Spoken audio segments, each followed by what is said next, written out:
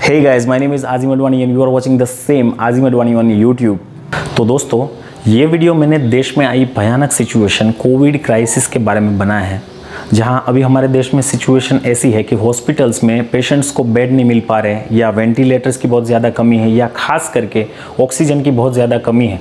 तो ऐसे worst case scenario में अगर हमारे कोई भी फैमिली मेम्बर या हमारे कोई भी करीबी रिश्तेदार या दोस्त को अगर कोविड-19 हो जाता है तो हम क्या करेंगे? तो इसके लिए हमें फुल्ली प्रीपेड रहना पड़ेगा पहले से ही। तो इसके लिए हम पूरी ट्रीटमेंट हॉस्पिटल की तरह घर पे भी कर सकते हैं।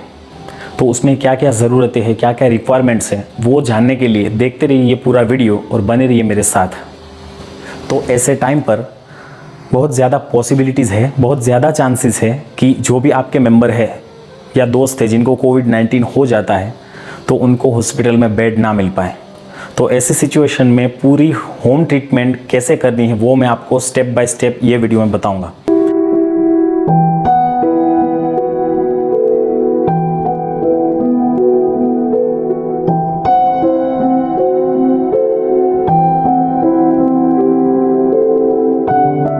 तो सबसे पहली चीज़ कि अभी एक वायरल व्हाट्सएप फॉरवर्ड बहुत ही ज़्यादा फैल रहा है जो बताता है कि अगर आप कैम्फर, लौंग और अजवाइन को इनहेल करते हैं तो वो आपके ऑक्सीजन लेवल्स को बूस्ट करेगा और कोविड-19 ट्रीटमेंट में आपकी मदद करता है। तो ये वायरल कंप्लीटली फेक न्यूज़ है, इस पर बिल्कुल भरोसा ना करें, उल्टा ये आपकी हेल्थ को ख़राब कर सकता है।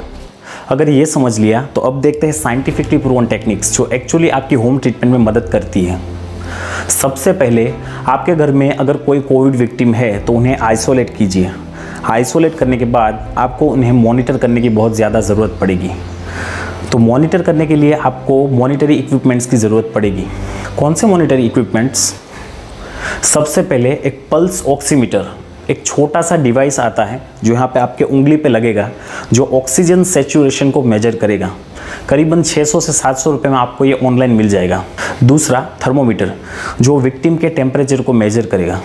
तीसरा ग्लव्स उनके लिए जो विक्टिम की केयर करेगा। चौथा मास्क, घर में हर कोई को पहनना पड़ेगा।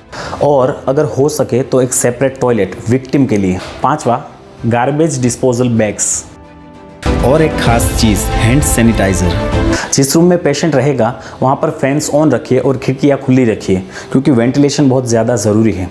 ये सारी चीज़ें इसलिए हो रही है क्योंकि ये इन्फेक्शन दूसरों तक ना पहुँचे। थर्मोमीटर और पल्स ऑक्सीमीटर ये दोनों मेन मॉनिटरी इक्विपमेंट्स रहेंगे, तो इन्हें यूज़ करने के बाद कपड़े से वाइप करना ना भूलें। आप एक टेबल बना लीजिए जिसमें आप डेटा रिकॉर्ड करेंगे। आप एक्सेल पे भी बना सकते हैं या कोई भी नॉर्मल कागज़ पे भी बना सकते हैं। 3 चीज़ों को आप मेजर करेंगे हर 6 घंटे में। पल्स, ऑक्सीजन सैचुरेशन और थर्मोमीटर से आ रही टेम्परेचर की रीडिंग। ऑक्सीजन सैचुरेशन को आप बैठते वक्त पहले मेजर कीजिए, उसके बाद 1 मिनट तक एक्सरसाइज करने के बाद। एक्सरसाइज में क्या होता है तो एकदम सिंपल है, पहले आप बैठिए, उसके बाद खड़े होइए, वापस बैठिए, ऐसी 1 मिनट तक आपको एक्सरसाइज करनी है। ऑक्सीजन सैचुरेशन 94% से ज़्यादा है तो कोई बात नहीं, नॉर्मल है।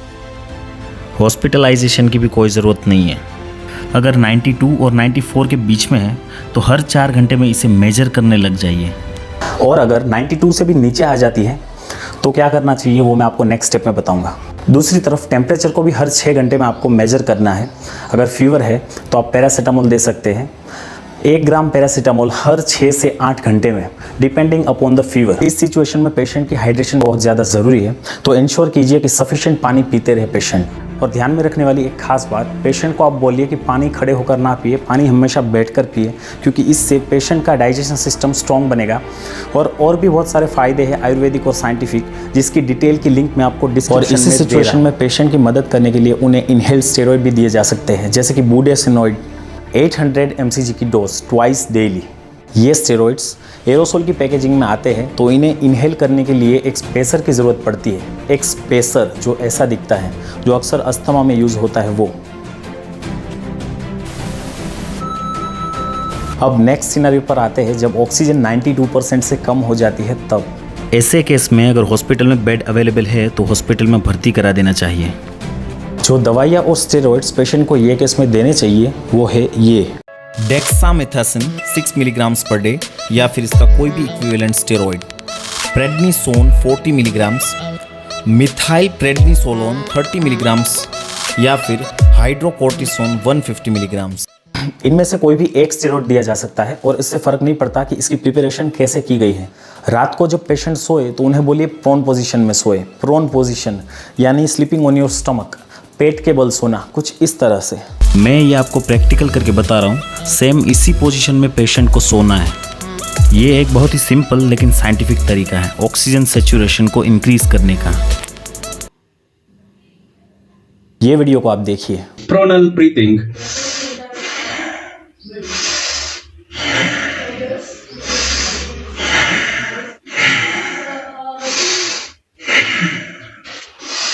So it moved from 93-94 level to 99 in just about 1 minute pronal deep breathing. इसके अलावा फीवर में फिर से पैरासीटामोल का यूज़ कीजिए, सफिशिएंट हाइड्रेशन मेंटेन रखिए और पेशेंट की पैसिव लेग मूवमेंट्स कीजिए। कुछ इस तरह से पेशेंट के पैर पकड़कर कुछ ऐसे और ऐसे घुमाइए ताकि सर्कुलेशन, जो ब्लड का सर्कुलेशन है वो मेंटेन रहे। और इसी केस में दोस्तों आपको ऑक्सीजन सप्लीमेंट की भी ज़रूरत पड़ सकती है, तो इंतज़ाम कीजिए ऑक्सीजन सिलेंडर को घर पे लाने का और नेज़ल कैन्यूला का भी इस्तेमाल कीजिए। ये एक ऐसा डिवाइस है जो ऑक्सीजन फ्लो करने में मदद करता है ऑक्सीजन सिलेंडर में से पेशेंट की बॉडी में। 2 to 4 लीटर पर मिनट के फ्लो रेट को आप मेंटेन कीजिए, कम से शुरुआत कीजिए और 6 लीटर पर मिनट के फ्लो रेट तक आप जा सकते हैं। As long as oxygen saturation 92% से ज़्यादा रहे तब। और ऑब्वियसली ऑक्सीजन सेचुरेशन पेशेंट में बढ़ेगी तो पेशेंट ब्रेथलेस फील नहीं करेगा और उसका रेस्पिरेटरी रेट यानी कितनी सांसें ले रहा है पेशेंट पर मिनट वो 24 पर मिनट से कम हो जाएगा। तो कह सकते हैं आप कि पेशेंट की हेल्थ में इम्प्रूवमेंट आ गई है। लेकिन अगर ऐसा नहीं होता और ऑक्सीजन सेचुरेशन 90 से भी कम हो जाती है, तब ये केस में अगर पेशेंट को हॉस्पिटल में बेड मिल जाता है तो काफ़ी अच्छा है, क्योंकि ये सिचुएशन में पेशेंट को हॉस्पिटल में मूव करना काफ़ी ज़रूरी है। और अगर बेड नहीं मिलता है हॉस्पिटल में तो सेम ट्रीटमेंट जो आपको बताई है वो घर पे ही फॉलो करते रहे और जो ड्रग्स की क्वांटिटी आपको बताई है उसी क्वांटिटी में ड्रग्स लेते रहे। ऑक्सीजन फ्लो रेट को इस केस में बढ़ाया जा सकता है 6 लीटर पर मिनट से 10 लीटर पर मिनट तक। अगर ऑक्सीजन सेचुरेशन 90% से भी नीचे रहता है तो इस पूरे समय के लिए स्टेरॉइड्स को जारी रखें और प्रोन पोजीशन को मेंटेन रखिए। पेशेंट में इंप्रूवमेंट तब आएगी जब ऑक्सीजन सेचुरेशन 92% से ऊपर जाएगा और साथ ही पेशेंट को ब्रेथलेस फील नहीं होगा और सांस लेने में प्रॉब्लम नहीं होगी और रेस्पिरेटरी रेट भी 24 पर मिनट से कम होगा। कुछ ड्रग्स और स्टेरॉइड्स की मैं आपको लिस्ट देना चाहूँगा जिन्हें इस्तेमाल नहीं करना है। ये रहे। पहले लोगों को लगता था कि ये ड्रग्स यूज़फुल है, लेकिन बाद में जितने भी साइंटिफिक रिसर्च हुए सब में ये प्रूव हुआ कि ये ड्रग्स यूज़फुल नहीं है। रेमडेसिविर के बारे में कोई भी रिसर्च आज तक ये प्रूव नहीं कर पाया है कि इसको लेने से मोर्टालिटी रिड्यूस होती है, यानी अगर इसको आप लेते हैं तो मरने के चांसेस कम रहते हैं। ऐसा बिल्कुल नहीं है। बस कुछ साइंटिफिक रिसर्च ने बताया है कि रेमडेसिविर ड्यूरेशन ऑफ इलनेस को कम करता है सही टाइम पर लेने पर। जितनी हाइप बनी है इस ड्रग्स की कि शॉर्टेज हो रही है या लोग ब्लैक मार्केटिंग कर रहे हैं इस ड्रग्स की, तो ऑलमोस्ट इसका यूज़ ज़ीरो है। लेकिन जो बाकी ड्रग्स एंड स्टेरॉइड्स मैंने बताया आपको वो रियलिटी में यूज़ हो रहे हैं और मदद कर रहे हैं ट्रीटमेंट में।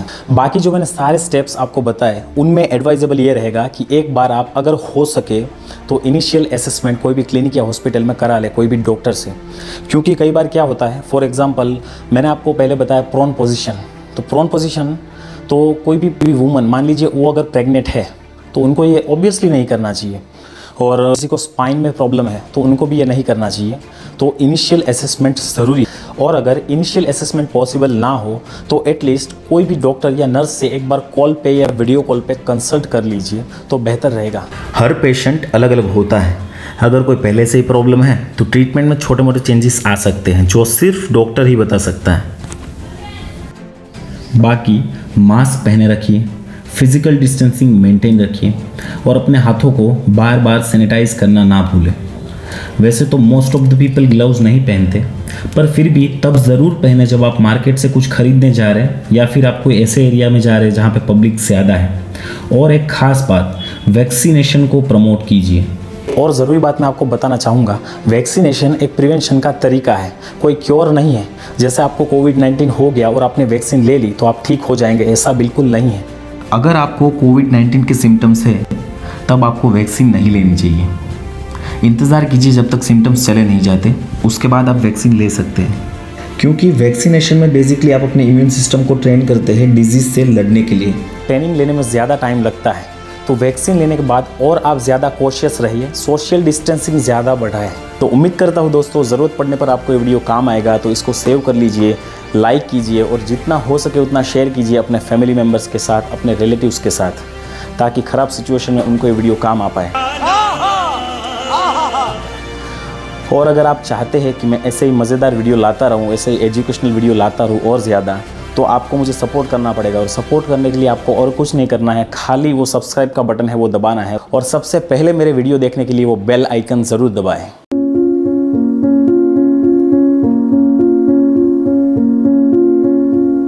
तो उम्मीद करता हूँ दोस्तों आपको एक मिनट, एक लास्ट चांस। उम्मीद करता हूँ